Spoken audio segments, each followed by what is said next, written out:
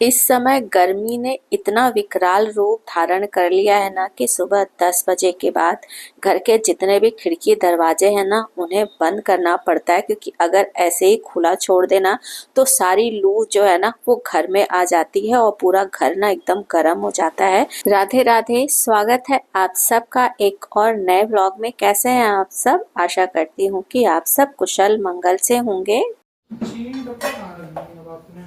कौन सा चीनी करेगा भाई? उधर कॉर्नर में है, देखो। अच्छा वो था इतना दूर। दूर तो है लेकिन सामने दिख रहा है ना। भूल गया था कि वहाँ पे रख दिया है। सब सामने ही चाहिए। एक चीज बनाने चलते हो, कॉफी हो क्या मारते हो, पूरा किचन जो सत्यानाश कर डालते हो। फिलहाल तो अभी ना मेरे किचन में अफरा तफरी मची हुई है, क्योंकि बच्चों को पीनी है कोल्ड कॉफी, और पीनी ही नहीं कॉफी उन्हें बनानी भी है। तो जब बच्चों को कुछ बनाना होता है ना तो उनको जल्दी कोई सामान दिखता नहीं है, तो बस उन्हीं को बता रही थी। किसी को कुछ नहीं मिल रहा था, किसी को कुछ नहीं मिल रहा था। फिलहाल सब कुछ सबको बताने के बाद, दिखाने के बाद मैंने अपना ब्रेकफास्ट लिया है, और अभी इस समय ना सुबह के मुझे लगता है 10:30 या 11:45 बज रहे हैं। आजकल ना जब से गर्मी बहुत ज़्यादा बढ़ी है ना, तब से सभी का मन करता है ना बस केवल कुछ ठंडा ठंडा पिया या खाया जाए। तो बस जिसका जब जो मन करता है ना वो बनाता रहता है। तो अभी फिलहाल बच्चों ने अपनी बनाई है कोल्ड कॉफ़ी।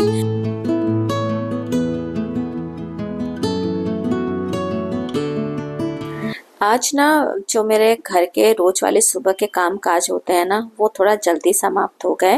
वैसे सच बताऊं तो कुछ काम आज मैंने किए ही नहीं, उन्हें मैंने छोड़ दिया। एक्चुअली में गर्मी बहुत ज़्यादा है ना, तो ये लग रहा है कि थोड़ा शॉर्टकट तरीके से कामों को निपटाया जाए। कोई ज़रूरी थोड़ी है कि रोज ही डस्टिंग की जाए, और मतलब ऐसे ही छोटे मोटे काम आप समझ सकते हैं जिनको एक आध दिन का गैप दे करके किया जा सकता है ना। तो वही सब काम आज मैंने छोड़े, जिसकी वजह से टाइम थोड़ा सा बच गया, और टाइमली मतलब समय से पहले ही सुबह का जो काम काज होता है, पूजा पाठ वगैरह, वो सब जो है पूरा हो गया था।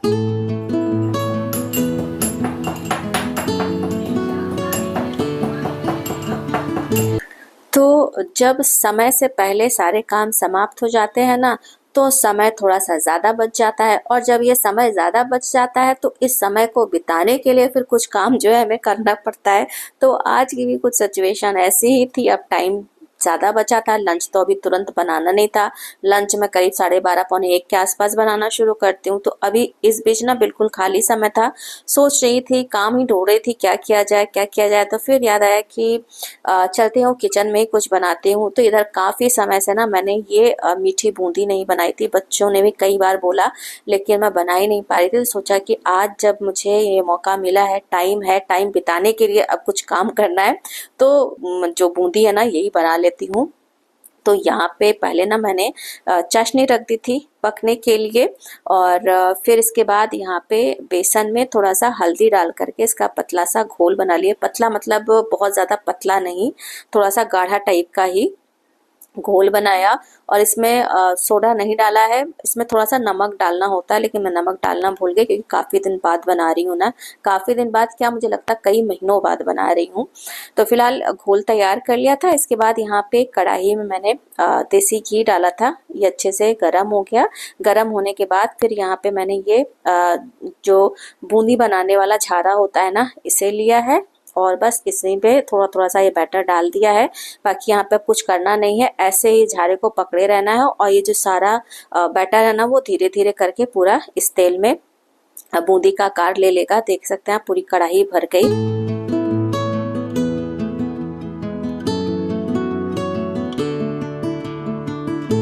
कढ़ाई जब पूरी बूंदी से भर गई ना, तब मैंने ये जो झारा है ना इसे हटा दिया। इसके बाद इसमें और बूंदी मैंने नहीं बनाई, क्योंकि जितनी बूंदी अभी इस कढ़ाई में ना इसे अच्छी तरह से तल करके निकालना है। निकालने के बाद फिर दोबारा दूसरा बैच इसमें बनाना है।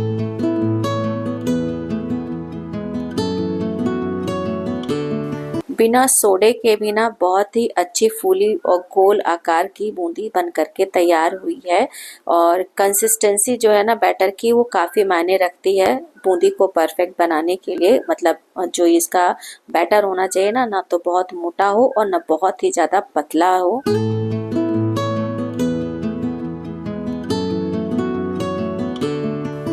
बूंदी बनाने में ना थोड़ा सा समय लगता है, इसके लिए ना थोड़ा सा धैर्य की आवश्यकता होती है। और जो अभी यहाँ पे मैंने बूंदी तल करके निकाली थी ना, तो इसे पहले थोड़ी देर के लिए मैंने टिश्यू पेपर पे रख दिया था ताकि इसमें जो एक्स्ट्रा घी वगैरह है ना वो निकल जाए। इसके बाद इसे मैंने चाशनी में डाल दिया।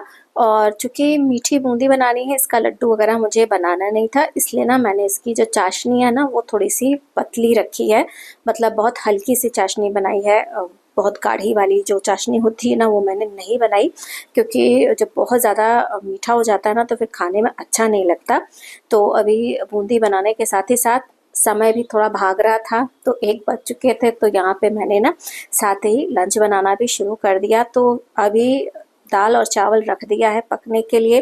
सब्जी अभी कुछ ना तो सोचा है और ना ही देखा अभी कि कौन कौन सी सब्जी है। फिलहाल ये काम जब पूरा हो जाएगा ना, इसके बाद फिर सब्जी बनाने का कार्यक्रम शुरू होगा। पहले एक ये काम तो समाप्त हो जाए।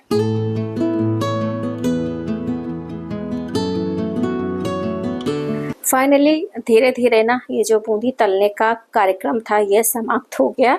और जो ये बूंदी, मतलब जिस बूंदी को मैंने चाशनी में डाला था, इसमें लास्ट में मैंने थोड़े से मगज के बीज डाल दिए हैं। आप चाहे ना तो इसमें अपनी पसंद के और भी मेवे बारीक काट करके डाल सकते हैं। मैंने नहीं डाला क्योंकि बच्चे मेरे मेवा जो है ना कम पसंद करते हैं। और यहाँ पे थोड़ी सी बूंदी मैंने बचा ली है, तो इसका जो है यूज़ करूँगी मैं कढ़ी वगैरह बनाने में। बूंदी वाली कढ़ी भी ना काफ़ी अच्छी लगती है खाने में। इसकी सब्जी भी बना सकते हैं, मतलब जो आप बनाना चाहें। और बाज़ार वाली से लाख गुना अच्छी बूंदी वगैरह ना घर पे भी बन जाती है। बस ये है कि थोड़ा सा समय देना पड़ता है कोई भी चीज़ बनाने में। आसानी से या सोचे कि कोई शॉर्टकट तरीका अपना करके कुछ बना लें, तो ऐसा संभव नहीं है। कुछ भी बनाने में ना आपका जो है ना समय लगेगा ही। तो अभी यहाँ पे मैंने थोड़ी सी साफ़ सफाई कर दी और दाल चावल दोनों ही पक चुके थे। अब बारी थी सब्जी बनाने की, तो सब्जी देखा भिंडी रखी हुई थी, तो फटाफट से ना सारी भिंडी वगैरह काटी। और भिंडी काटने के बाद ना फिर मैंने सब्जी वगैरह छौंक दिया, तो सबकी क्लिप नहीं बनाई। तो ये सारा काम समाप्त करने के बाद अब मन हो रहा था कुछ ठंडा ठंडा पेय पदार्थ पिया जाए। तो यहाँ पे जो मैंने बेल का पल्प निकाल करके रखा था ना, तो बस इसी का शरबत बनाऊंगी अपने लिए भी। और बस अब और बाकी के सदस्यों के भी घर आने का टाइम हो रहा है ना, तो जब वो लोग आएंगे तो उनको भी बना करके दे दूंगी। तो यहाँ पे देखिए मैंने पल्प जो है थोड़ा सा ग्लास में निकाल लिया, थोड़ी सी इसमें खांड डाल दी और पानी डाल करके इसे अच्छे से मिक्स कर दिया। और हमारा तुरंत सेकेंडों में ना ये बेल का शरबत तैयार हो गया। तो इसका जो पल्प है ना आप निकाल करके ऐसे ही रख सकते हैं फ्रिज में। 2-3 दिन आराम से ना ये चल जाता है। तो जैसे एक दिन बेल वगैरह तोड़ करके उसका गूदा निकाल करके रख दीजिए, 2-3 दिन के लिए आपको फुर्सत मिल जाएगी।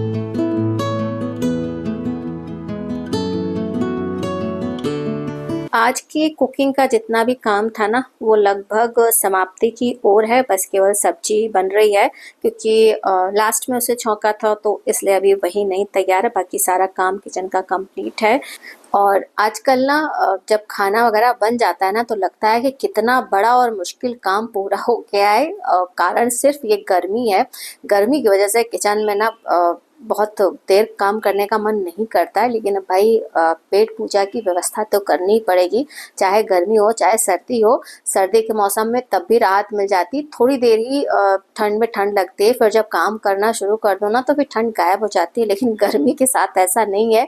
गर्मी के साथ तो जितनी देर आप किचन में खड़े रहेंगे ना उससे दुगना जो है आपको गर्मी लगेगी।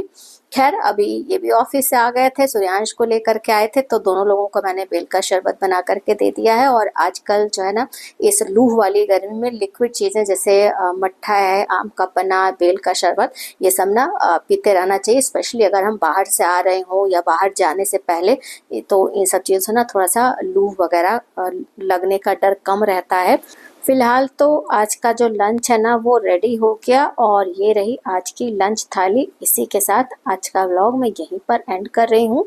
व्लॉग अगर अच्छा लगा हो तो प्लीज़ वीडियो को लाइक और चैनल को सब्सक्राइब करना ना भूलिएगा। मिलते हैं अगले व्लॉग में, तब तक के लिए जय श्री कृष्ण।